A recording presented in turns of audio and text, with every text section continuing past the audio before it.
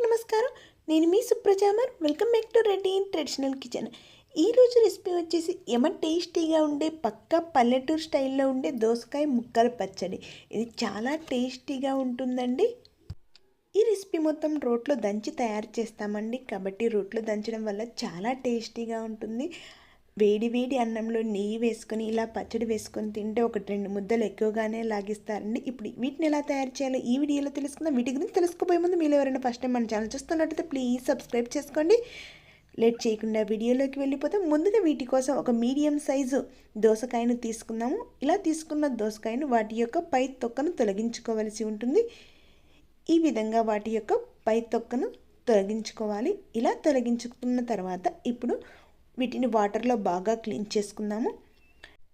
ఇలా క్లీన్ చేసుకున్న తర్వాత వీటిని ఇప్పుడు కట్ చేసుకోవాల్సి ఉంటుంది. ఇలా కట్ చేసుకున్న తర్వాత ఇప్పుడు అందులో ఉన్న సీడ్స్ను సపరేట్ చేసుకోవాల్సి ఉంటుంది. కొంతమంది లోపల ఉన్న సీడ్తో సహా చట్నీ చేసుకుంటారండి. అలా కాకుండా మనం ఇక్కడ సీడ్స్ అనేటివి సపరేట్ చేసి వీటిని చిన్న చిన్న ముక్కలుగా కట్ చేసుకుంటున్నాము. వీడియో క్లిప్లో చూపిస్తున్న మాదిరిగా కొంచెం చిన్నగానే కట్ చేసుకోండి. అప్పుడే మనకు చట్నీ అనేది చాలా టేస్టీగా ఉంటుంది. ఎందుకంటే మనం పచ్చి ముక్కలతోనే చట్నీ చేస్తున్నాం కాబట్టి కొంచెం చిన్న చిన్నగా కట్ చేసుకొని ఇలా అన్నిటిని కట్ చేసుకొని పక్కన పెట్టుకోవాలి. ఇప్పుడు స్టవ్ పై ఒక ప్యాన్ పెట్టుకొని అందులో 1 టీ స్పూన్ ఆయిల్ యాడ్ చేసుకొని ఆయిల్ హీట్ అయిన తర్వాత 3 టేబుల్ స్పూన్ పీనట్స్ను యాడ్ చేసుకొని ఫ్లేమ్ అనేది లో ఫ్లేమ్లో పెట్టుకొని ఒక 3 మినిట్స్ లో ఫ్లేమ్లో వీటిని వేయించుకోవాలి. ఇలా వేగిన తర్వాత కొంచెం కలర్ చేంజ్ అయిన తర్వాత ఇప్పుడు అందులో 10 గ్రీన్ చిల్లీస్ను యాడ్ చేసుకుందాము. ఇలా యాడ్ చేసుకున్న తర్వాత ఒక 2 మినిట్స్ పచ్చిమిర్చి మగ్గేంత వరకు వీటిని వేయించుకోవాలి. పచ్చిమిర్చి అనేది కొంచెం మెత్తబడిన తర్వాత ఇప్పుడు స్టవ్ ఆఫ్ చేసి వీటిని పక్కన పెట్టుకుందాము. ఇప్పుడు రోల్ను బాగా క్లీన్ చేసుకొని మనం వేయించి పెట్టుకున్న పల్లీలను అందులో యాడ్ చేసుకొని వీటిని మెత్తగా దంచుకోవలసి ఉంటుంది. ఇలా రోట్లో చేయలేని వాళ్ళు మిక్సీ జార్లో కూడా యాడ్ చేసుకొని ఈ విధంగా చేసుకోవచ్చండి. ఇక్కడ రోటితో చేయడం వల్ల చట్నీ అనేది చాలా టేస్టీగా ఉంటుంది. పల్లీలు అనేది మెదిగిన తర్వాత పచ్చిమిర్చి 8 వెల్లుల్లి రెబ్బలు యాడ్ చేసుకొని మరలా ఒకసారి వీటన్నిటిని మెత్తగా దంచుకోవలసి ఉంటుంది.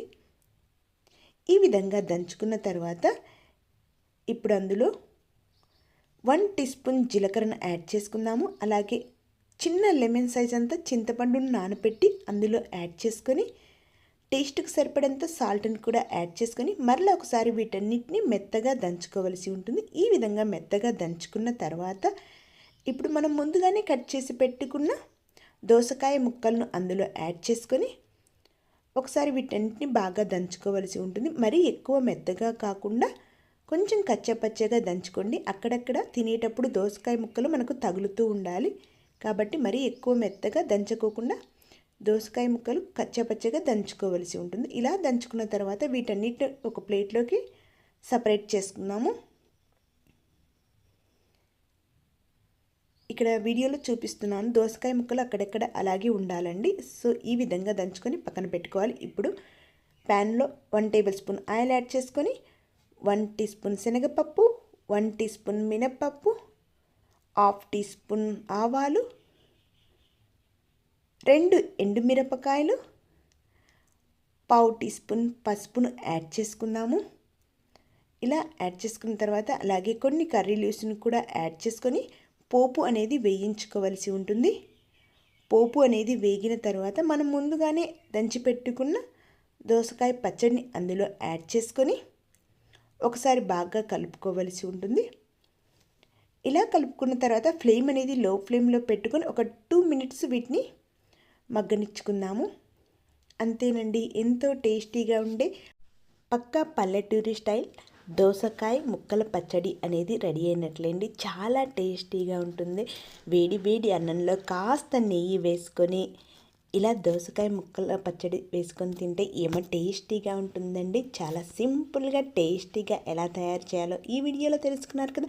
ఈ వీడియో మీకు నచ్చినట్లయితే లైక్ చేయండి, షేర్ చేయండి, కామెంట్ చేయండి. అలాగే మీ రిలేటివ్స్కి షేర్ చేయండి. Thank you for watching my video friends. Thank you so much.